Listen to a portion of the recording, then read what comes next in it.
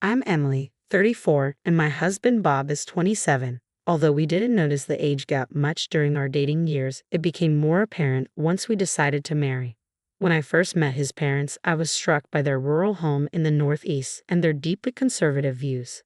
They were initially very resistant to our relationship because of our age difference. I remember their disapproval vividly, with comments like, "They say an older wife is a rare find, but 7 years is quite a lot.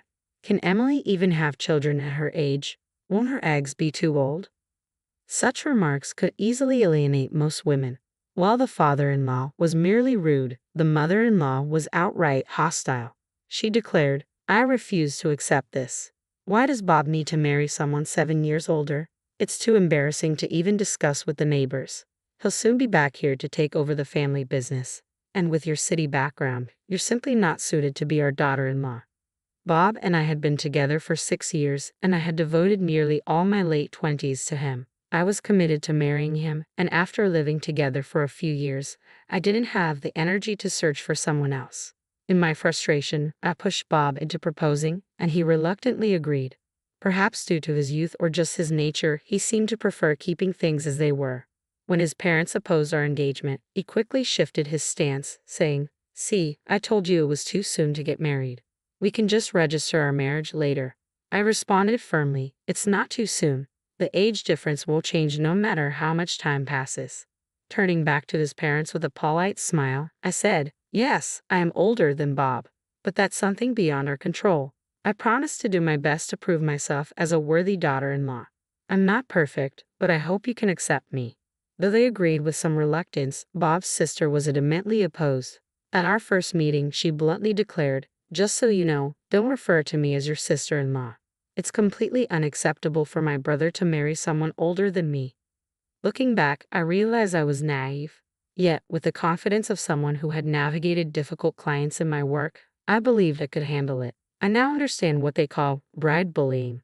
I convinced myself that moving back to the countryside to live with the in-laws was not as bad as the horror stories I had read online. I should have called off the wedding at that point, but as they say, hindsight is 20/20. Now, a year later, I deeply regret getting married. Although our daily life and work routines didn't change much after we registered our marriage, one major shift was the frequent phone calls Bob started receiving from his mother. I could only guess what they were about, likely questioning when we moved back home and probably urging him to consider divorce. Whenever Bob received calls from his mother, he would retreat to another room or the bathroom, trying to shield me from overhearing. But with our small apartment, it was impossible not to catch snippets of the conversation. I often heard phrases like, "So Emily was saying," and couldn't help but listen in. It seemed they were accusing me of opposing the idea of moving back to Bob's hometown to live with his parents, but that wasn't true. When I asked Bob about moving back, he had expressed reluctance, saying he didn't want to live somewhere without a nearby convenience store and where job opportunities were scarce. It seemed he was using me as a scapegoat for his own unwillingness to return home. It was frustrating to see Bob cast me as the villain to cover up his own hesitations. Just now, I overheard Bob in the next room saying, "So, if I bring up divorce, I'd have to pay alimony, right?" His hesitation about divorce wasn't rooted in any lingering affection for me, but rather in his aversion to paying alimony. Hearing his true feelings was disheartening. It might be time to seriously consider divorce. Although we don't have children, I began contemplating it privately without mentioning it to anyone. Shortly after, I received a call about Bob's sister's upcoming wedding, prompting us to take the express train back to his family's home for the ceremony. Despite Bob being considered the heir, our wedding had been a modest family dinner, while his sister's wedding was set to be a lavish event. I wanted to fulfill my social obligations and avoid any further fault on our part, despite the disparity. The wedding was scheduled for the middle of a 3-day weekend, so Bob and I arrived at his family's home the day before. Bob's sister's fiancé is from a neighboring city, and the wedding was set to take place at a venue there, with plans for the relatives to travel by chartered bus on the day of the event. As the family home became a hub for relatives, they began arriving in droves. The ceremony was set for just after 2:00 p.m. To avoid overcrowding the venue's dressing rooms, the venue staff, hairdressers and dressers came to the house, and even Bob's parents were getting dressed up. Our own wedding had been more of a simple family dinner, so we wore slightly nicer everyday clothes. The contrast in treatment was stark and surprising. I had changed into the dress I had splurged on for the occasion, done my makeup, and was setting my hair when my father-in-law called out, "Hey Emily, could you serve some refreshments to the relatives waiting?" With a smile, I began handing out refreshments, introducing myself with, "Nice to meet you. I'm Bob's wife. Please enjoy the refreshments," and trying to make my presence felt with the poise of a seasoned TV announcer. Despite my mother-in-law's suggestion to stay in Bob's room, I was eager to fulfill my role and make a good impression. I was determined to make a positive impression. Shortly after, the bus arrived to take us to the wedding venue. The relatives boarded with excitement, and as I prepared to join them, my mother-in-law called out, "Wait a minute, Emily. I forgot the pearl necklace. Could you go get it?" "Really, in this formal dress?" I asked. She insisted, "It's in the drawer on top of the dresser in my room. It's a keepsake from my mother. Please hurry and bring it." "Understood. I'll look for it now," I replied. I hurried to my mother-in-law's room and began searching through the cluttered dresser drawer. The necklace wasn't immediately visible, and with everyone else already on the bus, I started to feel anxious. After about 5 minutes, I found a box that looked promising. I opened it quickly and dashed to the entrance, only to see that the bus had already left. The entire family, including Bob, had departed without me. "You've got to be kidding," I exclaimed, rubbing my eyes in disbelief. The bus was nowhere in sight. I panicked, realizing I'd left my cell phone in my bag, which had already been loaded onto the bus. I knew the venue's name but didn't have the phone number. Without my phone, I couldn't reach Bob, and without my wallet, I couldn't even get a taxi. What was I going to do? For a moment, I felt a wave of despair, but then I thought, do we even need to go to the wedding? My enthusiasm for the event had completely evaporated. It wasn't just my first time meeting the relatives. Surely, my in-laws and Bob must have noticed I wasn't on the bus. Their departure without me seemed unnecessarily cruel. The idea of divorce crossed my mind, but simply ending the marriage seemed too easy. I wanted revenge. After some contemplation, I devised a plan. I stepped outside with a calm demeanor and a smile, preparing to execute my scheme. When the relatives, in-laws, and Bob returned from the wedding around 5 p.m., they were visibly drunk. By then, I had gathered all my belongings except for the bag that had gone with them. I found a taxi company's number in a phone book next to the in-laws' home phone and called, requesting a taxi to pick me up in 30 minutes. Everything was set. I greeted them at the bus with an innocent expression. Bob's face showed guilt when he saw me, but he didn't say a word.